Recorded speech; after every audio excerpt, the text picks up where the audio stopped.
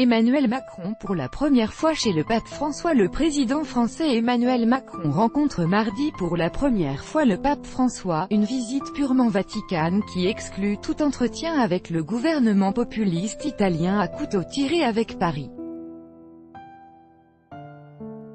Pour autant, le dossier des migrants, sujet phare du pontificat du pape argentin, devrait être au cœur de leur rencontre mardi matin à 10h30 locale, 8h30 GMT. Avant ce tête-à-tête, Emmanuel Macron devait petit déjeuner discrètement avec la communauté de laïcs catholiques Sant'Egidio, très impliquée dans l'accueil de migrants et organisatrice de couloirs humanitaires acheminant des réfugiés syriens en Europe. Cette rencontre avec une organisation très imbriquée dans les sphères politiques italiennes pourrait être l'occasion de faire passer des messages au nouveau pouvoir, qui a déclaré la guerre aux ONG positionnant leurs bateaux au large des côtes libyennes.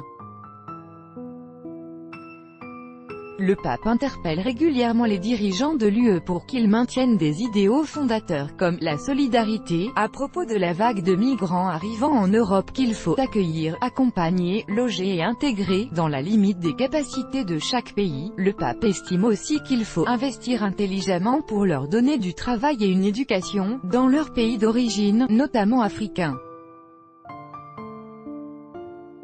S'il a souvent fustigé les populismes qui prospèrent à partir de l'égoïsme, François s'est abstenu jusqu'à présent de commenter les annonces du nouveau gouvernement italien, au pouvoir depuis 3 semaines. Laïcité à la française. Emmanuel Macron et François ne devraient pas échapper au thème de la laïcité à la française.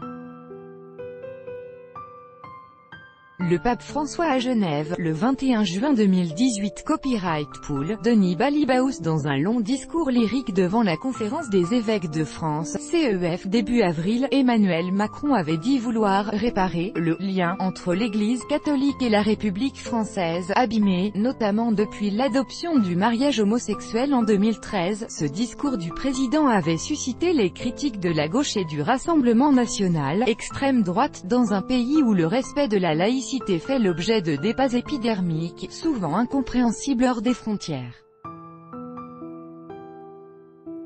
L'épiscopat français avait pour sa part salué un discours fondateur des relations entre les catholiques et la République. En France, la laïcité a une coloration héritée des Lumières beaucoup trop forte, qui construit un imaginaire collectif dans lequel les religions sont vues comme une sous-culture, a déploré le pape François dans un livre d'entretien avec le sociologue français Dominique Volton. La France devrait dire que les religions font elles aussi partie de la culture, plaide le pape. Baptisé à 12 ans dans la foi catholique, ancien élève d'un collège jésuite où il a rencontré son épouse Brigitte, son ancien professeur alors femme mariée, et qui sera également présenté au pape mardi, Emmanuel Macron se définit aujourd'hui comme agnostique. Des chrétiens d'Orient au changement climatique, en passant par l'aide au développement, les autres sujets de discussion potentiels sont nombreux. Chanoine d'honneur M. Macron devrait profiter de son audience au Saint-Siège pour inviter le pape en France, en particulier dans la ville multiculturelle de Marseille, qui aurait ses faveurs. Mais si un voyage est aujourd'hui envisagé, selon le président de la CEF Georges Pontier, la France ne semble pas faire partie des priorités du pape argentin. Le président français vient aussi à Rome chercher son titre de premier et unique chanoine d'honneur de la cathédrale du pape, une tradition remontant au XVIIe siècle et au roi Henri IV. Nicolas Sarkozy fut le dernier chef d'État, en décembre 2007, à se plier à cette tradition honorifique dans l'immense basilique majeure de Saint-Jean-de-Latran, attitré à l'évêque de Rome, le pape. Suscitant un tollé, à gauche, pour son discours d'éloge de la foi et des racines chrétiennes de la France.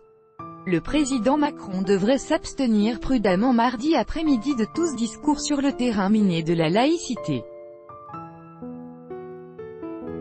Il assistera à une célébration liturgique, comprenant une prière et la lecture d'un texte biblique, avant de prendre possession de sa stalle virtuelle, dans une chapelle.